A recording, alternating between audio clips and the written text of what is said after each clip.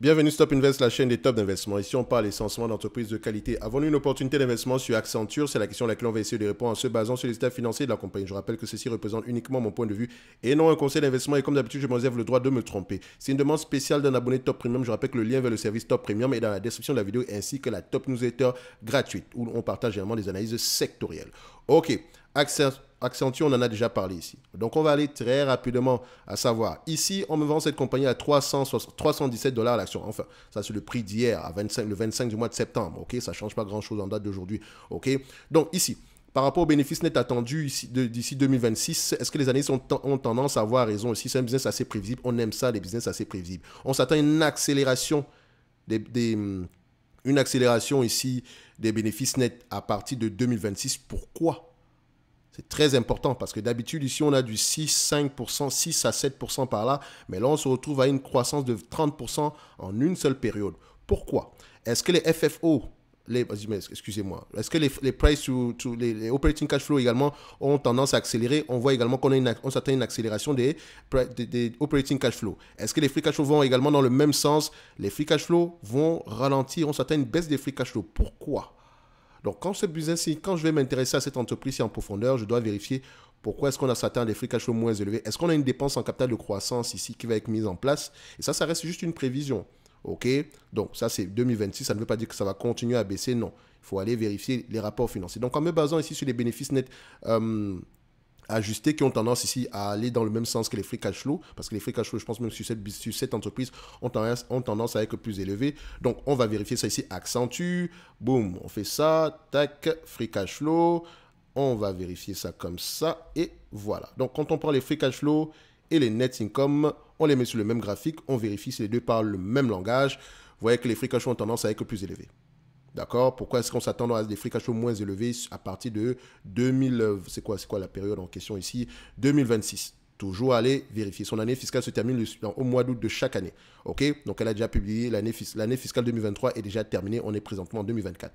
Donc, c'est un business qui a tendance à changer à des multiples assez élevés. D'accord? À 20 fois les bénéfices par là. Et vous allez même voir au-delà même de 20 fois les bénéfices, à 25 fois les bénéfices. N'oubliez jamais que quand les taux d'intérêt augmentent, les multiples auront tendance à diminuer. Donc, le 25 fois les bénéfices d'hier, ça ne sera forcément pas le 20 fois les bénéfices de demain. C'est pour ça qu'il faut jamais prendre 3 niveaux de PER et essayer de sous-payer le moins possible. OK? Donc, moi, j'aime bien réfléchir en termes du point de vue rendement. D'accord? On dit ceci. J'ai une entreprise aujourd'hui qu'on me vend à 317 $.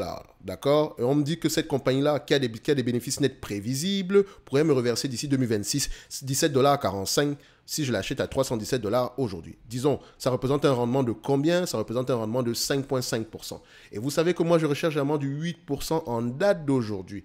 OK? C'est-à-dire que si cette entreprise devrait m'intéresser, il va falloir que par rapport aux bénéfices nets attendus d'ici 2026, d'accord, qu'on soit au moins à 8% de rendement. Ce n'est pas le cas. OK? Mais attention, la croissance ne s'arrête pas à partir de 2026. D'accord? La croissance 2026, ça pourrait continuer. Je n'en sais rien. D'accord? Donc aujourd'hui, est-ce que je peux dire que l'entreprise est surévaluée? Je ne pense pas du tout. Je pense qu'à la limite, ici, on serait correctement évalué par rapport aux 5%. Voilà, ça reste assez correct. OK? Donc, pas grand-chose ici. Je ne pense pas qu'on surpaye. Il y a de grandes chances qu'on récupère sa somme de départ, même si quelqu'un m'a dit la dernière fois que personne n'investit pour récupérer sa somme de départ. En fait, moi, j'investis d'abord pour récupérer ma somme de départ. D'accord? Ça fait très mal, après une longue période ici d'attente, ça fait très mal de ne pas récupérer sa somme de départ. OK? Donc, on peut faire parfois ne rien gagner du tout que de perdre la moitié ou bien 30 ou une partie de son cash. OK? Donc, la première chose qui m'intéresse généralement, c'est au moins au prix actuel de savoir si je peux récupérer mon cash. Est-ce que les multiples payants en date d'aujourd'hui sont à peu près... si on a des multiples ici assez conservateurs, d'accord? Faites attention. Donc, je vois ici que l'entreprise peut se négocier entre 20 et 25 fois les bénéfices. OK? À 20 fois les bénéfices, on va se dire ici que l'entreprise est correctement évaluée. À 25 fois les bénéfices, on se dira qu'on est une sous-évaluation. Donc, entre les deux ici, je préfère être correctement évalué en date d'aujourd'hui, réfléchir en termes de rendement, me rendre compte qu'en date d'aujourd'hui, voilà, 5,5% de rendement, c'est ce qu'on pourrait espérer ici. Moi, je cherche du 8%, donc techniquement, si je mets du Accenture en portefeuille, ça ne sera pas une grosse partie de mon portefeuille, mais c'est une très belle entreprise. OK? On n'a pas vérifié le cash ici, parce que d'habitude, on va enlever le cash, bien sûr, vous êtes d'accord avec moi. Donc maintenant, quand je vais vérifier ici au niveau du cash, qu'est-ce qu'on obtient ici? Dette nette, tu EBITDA, on a du cash net. J'adore ça. Elle a la capacité de souffrir. D'accord? Le cash net, c'est de log de 8 dollars ici, donc on ne va pas le rajouter dans l'équation. Ça ne va pas changer grand-chose. Donc en date d'aujourd'hui, Accenture, voilà, je correctement évalué sans plus. On va le dire comme ça. Sans plus. Maintenant, si cette compagnie-ci m'intéresse, déjà, les chiffres m'intéressent, d'accord? Il faut que j'aille regarder du point de vue business. Taille du marché, compétiteurs, possibilités d'augmentation des marges, opportunités de croissance, est-ce qu'on fait des acquisitions, est-ce que c'est de manière organique? Il y a beaucoup de questions à les poser, ok? Mais je ne pense pas qu'on soit surévalué ici aujourd'hui, d'accord? Parfois les gens vont me poser la question de savoir, mais quand l'entreprise était à 300 dollars, tu disais que c'était correctement évalué, maintenant elle est à 250 et tu dis que c'est toujours correctement évalué. Écoutez les amis, on va dire une chose, hein.